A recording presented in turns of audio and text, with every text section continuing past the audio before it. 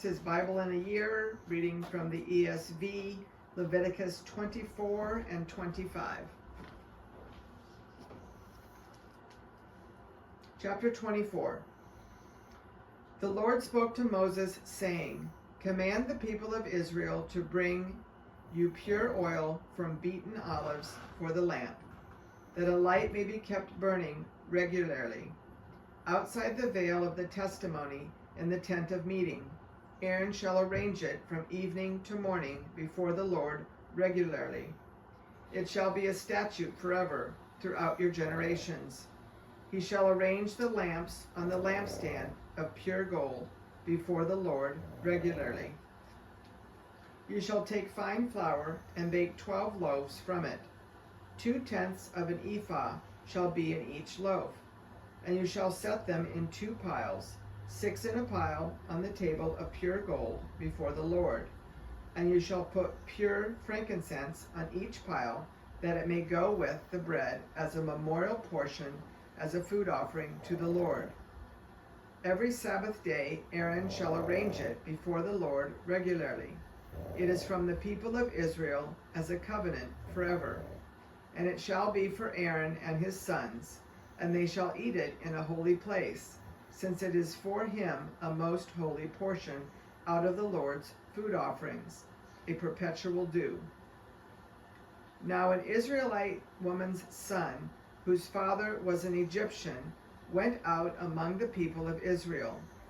And the Israelite woman's son and a man of Israel fought in the camp. And the Israelite woman's son blasphemed the name and cursed. Then they brought him to Moses. His mother's name was Shelomith, the daughter of Dibri, of the tribe of Dan.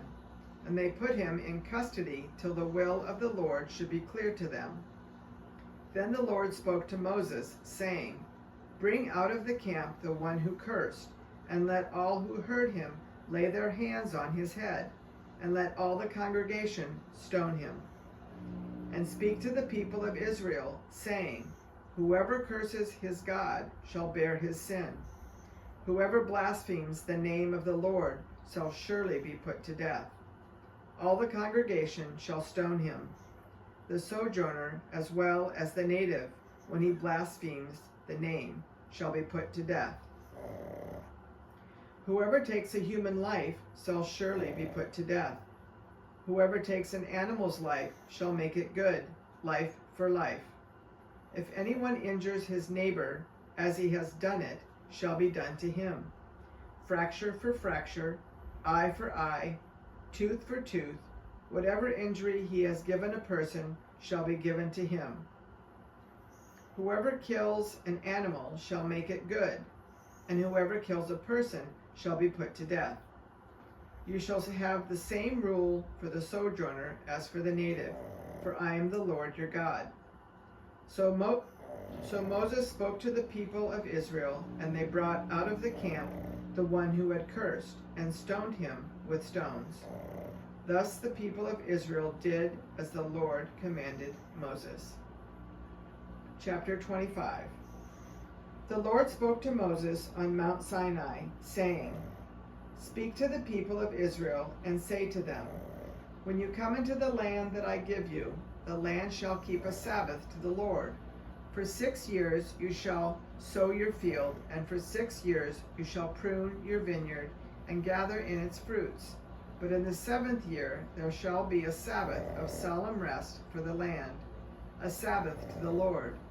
You shall not sow your field or prune your vineyard. You shall not reap what grows of itself in your harvest, or gather the grapes of your undressed vine. It shall be a year of solemn rest for the land. The Sabbath of the land shall provide food for you, for yourself, and for your male and female slaves, and for your hired worker and the sojourner who lives with you, and for your cattle, and for the wild animals that are in your land. All its yield shall be your food. You shall count 7 weeks of years, 7 times 7 years, so that the time of the 7 weeks of years shall give you 49 years. Then you shall sound the loud trumpet on the 10th day of the 7th month. On the Day of Atonement you shall sound the trumpet throughout all your land.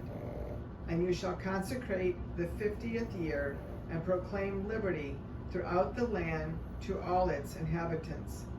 It shall be a jubilee for you, when each of you shall return to his property, and each of you shall return to his clan. That 50th year shall be a jubilee for you. In it you shall neither sow nor reap what grows of itself, nor gathers the grapes from the undressed vines. For it is a jubilee. It shall be holy to you. You may eat the produce of the field. In this year of jubilee each of you shall return to his property. And if you make a sale to your neighbor, or buy from your neighbor, you shall not wrong one another. You shall pay your neighbor according to the number of years after the jubilee, and he shall sell to you according to the number of years for crops. If the years are many, you shall increase the price, and if the years are few, you shall reduce the price. For it is the number of crops that he is selling to you. You shall not wrong one another, but you shall fear your God, for I am the Lord your God. Therefore you shall do my statutes and keep my rules and perform them, and then you will dwell on the land securely. The land will yield its fruit, and you will eat your fill and dwell in it securely. And if you say, what shall we eat in the 7th year, if we may not sow or gather in our crop? I will command my blessing on you in the 6th year, so that it will produce a crop sufficient for 3 years. When you sow in the 8th year, you will be eating some of the old crop. You shall eat the old until the 9th year, when its crop arrives. The land shall not be sold in perpetuity, for the land is mine. For you are strangers and sojourners with me. In all the country you possess, you shall allow a redemption of the land. If your brother becomes poor and sells part of his property, then his nearest redeemer shall come and redeem what his brother has sold. If a man has no one to redeem it, and then himself becomes prosperous and finds sufficient means to redeem it, let him calculate the years since he sold it and pay back the balance to the man to whom he sold it, and then return to his property. But if he does not have sufficient means to recover it, then what he sold shall remain in the hand of the buyer until the year of Jubilee. In the Jubilee it shall be released, and he shall return to his property. If a man sells a dwelling house in a walled city, he may redeem it within a year of its sale. For a full year he shall have the right of redemption. If it is not redeemed within a full year, then the house in the walled city shall belong in perpetuity to the buyer throughout his generations. It shall not be released in the Jubilee. But the houses of the villages that have no wall around them shall be classified with the fields of the land. They may be redeemed, and they shall be released in the Jubilee. As for the cities of the Levites may redeem at any time the houses in the cities they possess. And if one of the Levites exercises his right of redemption, then the house that was sold in a city they possess shall be released in the Jubilee. For the houses in the cities of the Levites are their possession among the people of Israel. But the fields of pasture lands belonging to their cities may not be sold, for that is their possession forever. If your brother becomes poor and cannot maintain himself with you, you shall support him as though he were a stranger and a sojourner, and he shall live with you. Take no interest from him or profit, but fear your God, that your brother may live beside you. You shall not lend him your money at interest, nor give him your food for profit. I am the Lord your God, who brought you out of the land of Egypt to give you the land of Canaan, and to be your God. If your brother becomes poor beside you and sells himself to you, you shall not make him serve as a slave. He shall be with you as a hired worker and as a sojourner. He shall serve with you until the year of the Jubilee. Then he shall go out from you, he and his children with him, and go back to his own clan and return to the possession of his fathers. For they are my servants, whom I brought out of the land of Egypt.